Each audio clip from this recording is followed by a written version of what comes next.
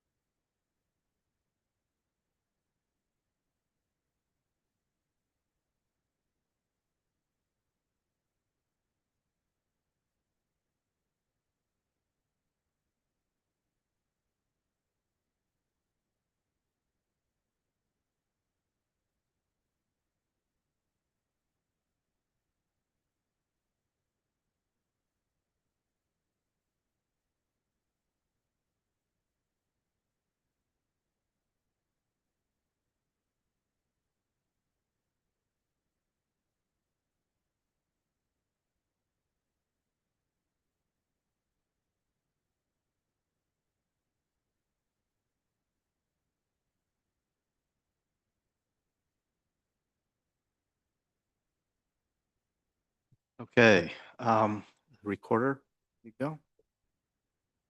Okay. Yeah. Good morning. My name is Frank Nakamura. I'm the appointed appeals officer for Cottonwood Heights. Today's agenda has one item, and it's a consideration of a request by Royal Colburn for a variance to allow development on slopes exceeding 30% at 7568 South Quicksilver Circle. The request constitutes a variance from the sensitive lands slope development standards, as the subject property contains areas with slopes greater than 30% that constrain the buildable area of the lot. So who is present will be speaking for the city? That's me, Shelton Howa. Okay, and for the applicant, Mr. Coburn? All right. First of all, there have been no ex parte communications on this matter. Some procedural discussions with the city, but no substantive discussions. I have no conflict of interest that I'm aware of. So initially, this hearing was scheduled for April 8th. Hearing was discontinued due to some procedural discrepancies. So we are having the hearing today, 29th. So I have in the record the application, a narrative that includes a narrative, a variance application letter from Intermountain Geo-Environmental Services, site photographs, aerial and slope maps, and building and site plans, a staff report prepared by the city. There's no objections. We'll include those part of the record and will be considered by me as part of this decision. Any objections? With that, let's have City. Are you ready to proceed? Yep. Yes. So as mentioned, this is a variance request by Royal Colburn to develop on slopes greater than 30% on property located at 7568 South Quicksilver Circle. The project number here is AHO-26-002. Staff does recommend approval with conditions. A little context of the site here. So the subject property is lot 50 of the Prospector Hills number 6 subdivision. The subdivision was platted in 1978 with Salt Lake County prior to the incorporation of Cottonwood Heights. The property itself is 0.23 acres, carries a zoning designation of R18 single family residential, and is located in the sensitive lands overlay zone, or known as SLEDs. And hazards identified on this property are slope stability and fault rupture.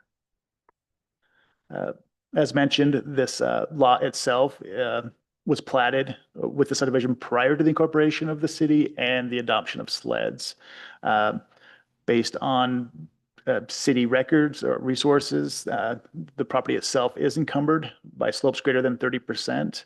As per Municipal Code 1972.050A, development on slopes greater than 30% are prohibited. Therefore, a variance would be required to develop on this lot. Considering those circumstances, the applicant is requesting a variance to construct a single-family home on this property. The design of the home itself has been, I guess, designed in a manner to limit the slope disturbance. I guess development on this site would include, as mentioned, a single-family home as well as access to and from, to access the lot itself.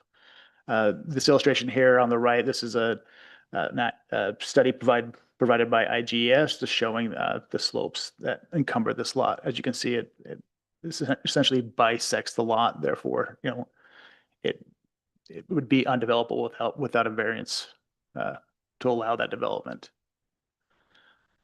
As per 19.92.030, there are certain criteria that must be met for a variance to be granted. Those criteria are an unreasonable hardship, special circumstances, that granting the variance is essential to the enjoyment of the substantial property rights. The variance will not substantially affect the general plan and will not be contrary to the public interest. And the spirit of the zoning ordinance is observed and substantial justice is done. Based on those criteria, staff has performed analysis on this property. This is based off the narrative and the files provided by IGS and city standards. Based on this analysis, staff did find that the literal enforcement of 19.72.050A would create an unreasonable hardship by effectively limiting the ability to construct a functional single-family residence on a legally established residential lot. The hardship is caused by site-specific physical constraints, including the distribution of slopes exceeding 30% across the property, which substantially restrict the available buildable area. Additionally, the IGS geotechnical analysis indicates that many of these slopes are man-made, resulting from prior grading and construction activities rather than natural terrain. Because these hardships arise from the property's physical conditions and prior disturbance, not from the action of the current owner, staff has found or determined that this is not self-imposed. Following those standards, staff finds that the special circumstances do exist on this property, being that the presence of the steep slopes exceeding 30% across the lot, the man-made nature of these slopes, and the property status as a pre-existing platted lot prior to the SLED's adoption. These conditions are not generally applicable to other properties in the zoning district, particularly those subdivided under current regulations, which are designated to avoid such constraints. Staff finds that granting the variance is essential to allow the property owner to enjoy a substantial property right, the ability to construct a single-family residence consistent with other properties in the surrounding subdivision. The subject parcel was established as a residential lot and is surrounded by developed homes. Without the variance, the strict application of the slope prohibition may preclude reasonable residential use, thereby denying the property rights commonly enjoyed by similarly zoned properties. Staff finds that the approval of the variance will not substantially affect the general plan and is not contrary to public interest. The proposed use is consistent with the city's low-density residential designation and represents compatible infill within an established neighborhood. Potential impacts related to the slope stability, drainage, and construction are addressed through the required geotechnical analysis, city engineering and DRC reviews, and implementation of the engineering mitigation measures. These requirements ensure that the development can occur safely and in a manner that protects public health, safety, and welfare. Staff finds the approval of the variance observes the spirit of the zoning ordinance and achieves substantial justice. The intent of the SLEDS regulation is to, one, protect against unsafe development on steep slopes and prevent erosion, instability, and drainage impacts. This intent is preserved through the required engineering analysis and mitigation measures, which has directly addressed these concerns. Based on that analysis, staff does find that The variance meets all required criteria, that the hardship is not self-imposed and is driven by site-specific conditions. Special circumstances do exist due to the lot's configuration and pre-platted status. The variance allows reasonable residential use consistent with surrounding properties, and impacts are mitigated through engineering review, and the intent of the ordinance is maintained while allowing fair use of the property. Therefore, staff does recommend approval with the following conditions. And I don't know if you want me to restate those conditions as we put them. Yeah, I think record they're last very, time. yeah, I'm Yeah. sorry. They're very important to the record. Okay. And so I will just ask you one time Okay. Yeah. to go through those. How were these developed? Were these with the city engineer? Uh, Yeah, so I worked with the city engineer. So based on our ordinance, I did put together some, I guess, initial conditions. Then I sent them to our engineering department to have them review. They did send back some revisions, and this is what we finally settled on. did you get any input from the applicant's engineer at all? I did not. I did send the staff report prior to the initial. Yes, right. Yeah, I didn't hear any comments from his. But your city engineer, this has their stamp of approval on it, right? Yeah. Okay. Well, yeah, if you don't mind, just for the record. Okay, not a problem. Thank you. Yeah. Okay, so the following conditions are as stated here, as follows. Full compliance with SLED requirements. All development associated with the approval shall comply with the requirements of Chapter 19.72 of the Cottonwood Heights Municipal Code. Approval of this variance does not waive any other applicable provisions of Chapter 19.72 beyond the specific relief granted for development on slopes exceeding 30%. Condition number 2, geotechnical analysis and mitigation. Prior to the issuance of a building permit, the applicant shall submit a site-specific geotechnical and slope stability report prepared by a licensed professional engineering geologist. The report shall evaluate slope stability, drainage, foundation design, grading limits, and construction methods.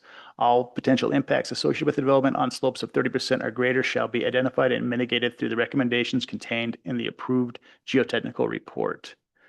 Condition number 3, city engineer and DRC approval. All geotechnical recommendations, grading plans, drainage facilities, and slope stabilization measures shall be subject to review and approval by the city engineer and/or development review committee prior to building permit issuance. No construction shall occur until such approvals are obtained.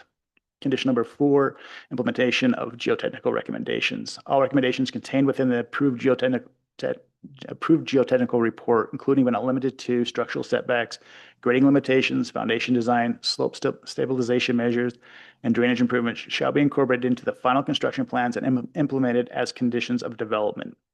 Condition number 5, slope stability and setbacks. All structures and site improvements shall maintain minimum setbacks from top of slope and other critical areas as recommended in the approved geotechnical report to ensure long-term slope stability.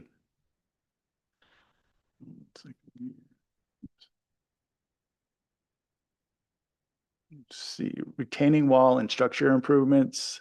Sorry, this is kind of. Any retaining wall or structural slope stabilization measures shall comply with the design standards and height limitations set forth in City Code 19.72.050 and shall be designed in accordance with the approved geotechnical report. Condition number 7, grading and erosion control. All grading activities shall be limited to the minimum necessary to accommodate the approved development and shall comply with the city grading standards. Erosion control measures shall be installed and maintained throughout construction to prevent sediment transport and slope degradation. Condition number 8, stormwater and runoff mitigation. Impervious surface coverage exceeding 30% within the slope hazard area shall be mitigated through on-site stormwater retention and drainage improvements in accordance to Cottonwood Heights Municipal Code 19.72.040, subsection D, and the approved geotechnical report, subject to the review and approval by the city engineer. Condition number 9, ongoing maintenance responsibility. The property owner shall be responsible for maintaining all drainage facilities, retaining structures, and slope stabilization improvements in accordance with the approved plans to ensure continued performance and site stability. Condition number 10, limitation of variance scope. This variance applies solely to the relief from the prohibition on development within slopes exceeding 30%. This approval does not grant any relief from setback, height, or other development standards of the underlying zoning district, all of which shall be met.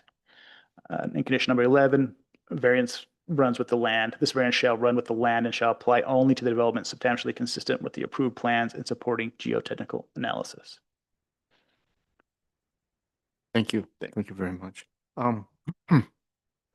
There was a comment in your staff report that this issue, variance was granted before is it the same subdivision? It wasn't. It was in the top of the world subdivision. So it's a subdivision that's, it would be, yeah, just up the street there where. I think subdivision, the original one, over at top.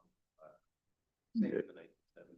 A nearby subdivision Yeah, nearby subdivision. Yeah, that's the street above the street that this home is. that located. had similar issues. Yeah, and a variance was granted under the same circumstances, yes, or similar circumstances.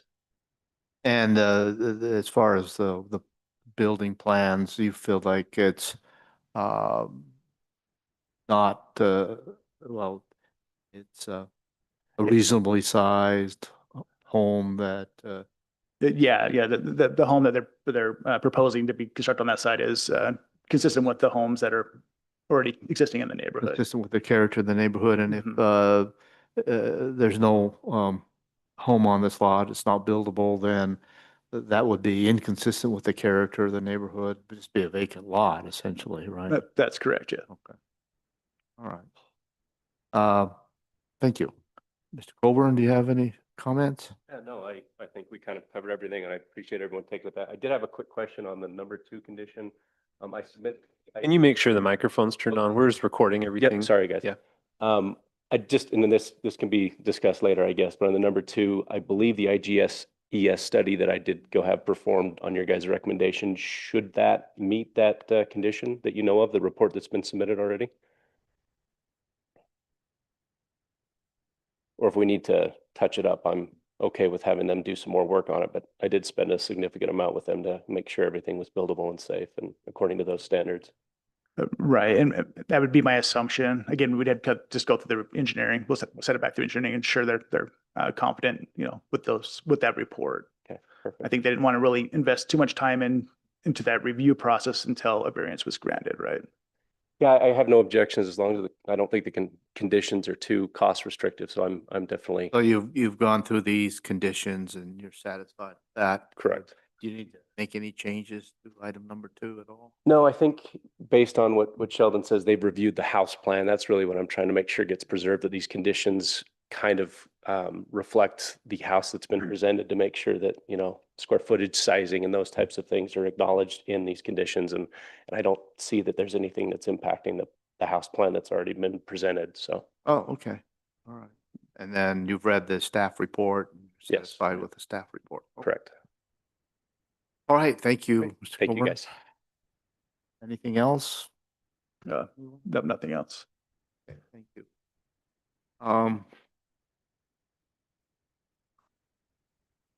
So I'm going to prepare formal findings and conclusions that I would like incorporated in the record, and I will submit those formal findings and conclusions to the city. And if you would then provide a copy to Mr. Colburn, I'd appreciate that. But with that, the hearing officer may grant a variance to applicant from strict compliance with section 1972-050A if the conditions specified in section 1992-030 are met. Applicant has the burden show that all 5 conditions have been met. The hearing officer may impose additional requirement on the applicant that will mitigate any harmful effects of the variance or serve the purpose of the standard or requirement that is waived or modified. The hearing officer finds that the applicant has met all 5 conditions. The hearing officer grants a variance to the literal enforcement of section 1972 050A regarding slope requirements, subject to the following additional requirements that are necessary to mitigate any harmful effects of the variance and serve the purpose of the standards or requirements of section 199250A. And those conditions have been read into the record by the city. And I find that the applicant has no objections to those conditions. So with that, we're closed.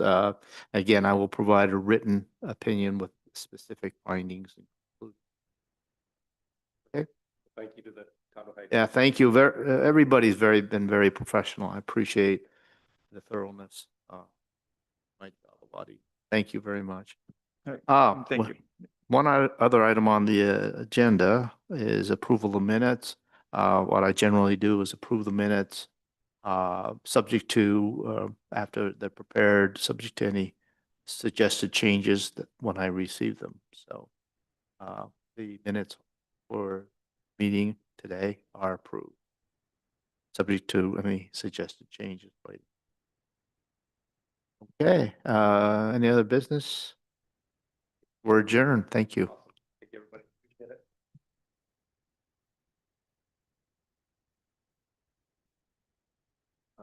Sheldon, if you would mind, I think.